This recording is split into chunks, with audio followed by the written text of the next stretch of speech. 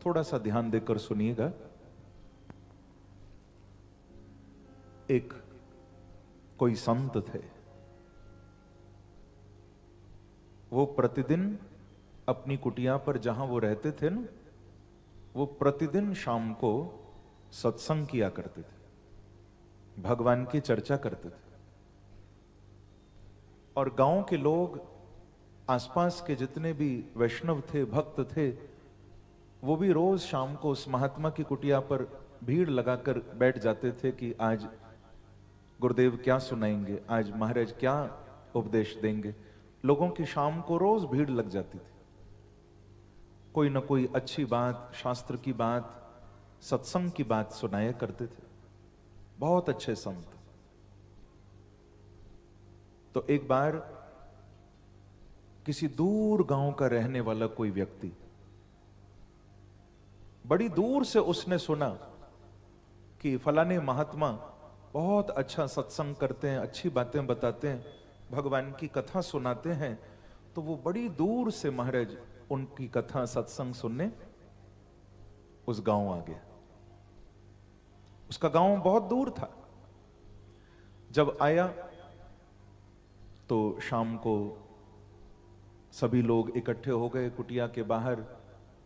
महात्मा जी ने द्वार खोला, अंदर आ गए सब, और अपनी वही प्रतिदिन की क्रिया, भजन सत्संग होने लगा। बहुत अच्छी अच्छी बातें बताई महाराज। समय का होश नहीं रहा, ध्यान से सुनिएगा। समय का होश नहीं रहा तो होते होते रात के 10 बज गए। शाम को प्रारंभ हुआ, 10 बज गए रात्रि के। जब प्रवचन पूरा हुआ, सत्संग पूर्ण हुआ, तो जो भी बैठे थे सब उसी गांव के थे, सब उठ उठ के धीरे धीरे अपने घर चले गए। पर जो वो दूर गांव से आया था, वो दोनों हाथ जोड़कर बोला कि महाराज जी,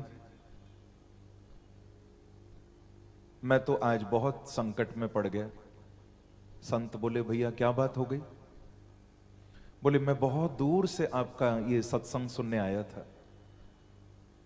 मैं बड़े दिनों से सोचता था चलूंगा चलूंगा, पर आज मौका मिला तो हिम्मत करके मैं आ गया। अब दिक्कत यह है कि सत्संग में तो बहुत आनंद आया, मुझे आपने बहुत अच्छी बातें बताई, पर समस्या यह है कि अब रात के 10 बज गए हैं और बाहर घोर अंधकार है, मैं अपने गांव कैसे पहुंचूंगा? कुटिया के बाहर द्वार खोलकर दिखाया कि देखो महाराज, इतना अंधेरा। अब जो आसपास के थे इसी गांव के, वो तो रास्ता जानते हैं, तुरंत चले गए अपने घर। मैं कैसे जाऊं?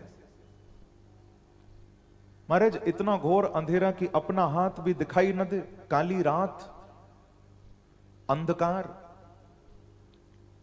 कैसे जाऊं?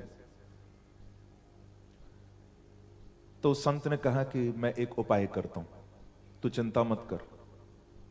अंदर गए और कुटिया में से एक बड़ा प्यारा छोटा सा दीपक उसको जलाया और दीपक लाकर उसके हाथ में दे दिया और कहा कि बेटा तू ये दीपक अपनी अंजलि में ले। दोनों अंजलि उसने ऐसे करके आगे कर दी और हाथ में दीपक रख दिया। संत ने कहा कि अब निश्चिंत हो जा, अब बस कदम आगे बढ़ा और तू अपने गांव पहुंच जा, प्रकाश तेरे हाथ में है। तो उसने हंसकर कहा कि महाराज जी, क्या आप मजाक करते हो मुझसे? बोले, मजाक कैसा? अरे सामने देखो कितना अंधेरा चारों तरफ, पर ये प्रकाश जो आपने मुझे दिया है ये तो केवल मेरे हाथ में है, पर चारों ओर तो अंधेरा है। ये प्रकाश इतने सारे अंधेरे को कैसे दूर करेगा? तो संत ने कहा कि बेटा, इस प्रकाश में चाहे छोटा है पर इस प्रकाश में बड़ी ताकत है, ये सारे अंधेरे को दूर करेगा। दिक्कत एक है, क्या? बोले, तेरे अंदर चलने की हिम्मत नहीं हो रही, क्योंकि तुझे लगता है कि ये दिया तेरे हाथ में है तो ये सारे अंधकार को कैसे दूर करेगा। पर समस्या यह है कि तू कदम आगे नहीं बढ़ा पा रहा। अगर तू कदम बढ़ाना सीख जाए तो दिया भी तेरे साथ बढ़ेगा, और दिया आगे बढ़ेगा तो अंधेरा छटता चला जाएगा। समस्या यह है कि तू बढ़ने की हिम्मत नहीं दिखा पा रहा। अगर तू यहीं खड़ा रहा तो यह अंधेरा कभी मिटने वाला नहीं है। तूने बढ़ना शुरू कर दिया तो प्रकाश भी बढ़ने लग जाएगा। उसको बात समझ में आ गई। बहुत ध्यान से सुनिएगा। अब ना उसने कदम बढ़ाने शुरू कर दिए। एक कदम बढ़ाया तो प्रकाश भी आगे बढ़ा, 2 कदम बढ़ाए फिर और प्रकाश आगे बढ़ा, क्योंकि दिया भी आगे बढ़ रहा है। तो उसको हिम्मत मिलने लगी। हिम्मत बढ़ती गई, कदम आगे बढ़ते गए। संत को कहा कि महाराज जी अब आप दरवाजा लगा लो, जाओ अंदर कुटिया में, अब मैं पहुंच जाऊंगा अपने गांव। ऐसा कहकर वो आगे बढ़ रहा था। ध्यान से सुनिएगा।